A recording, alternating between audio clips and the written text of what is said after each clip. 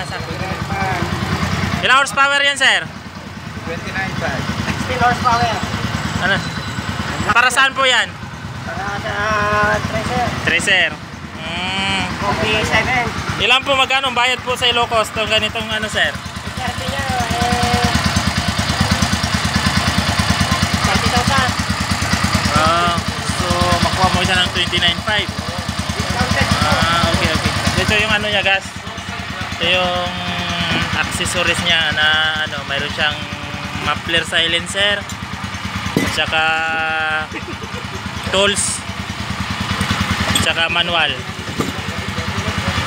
user manual, especially yung ano niya, yung warranty card niya. Manufactured by New Era. Ito.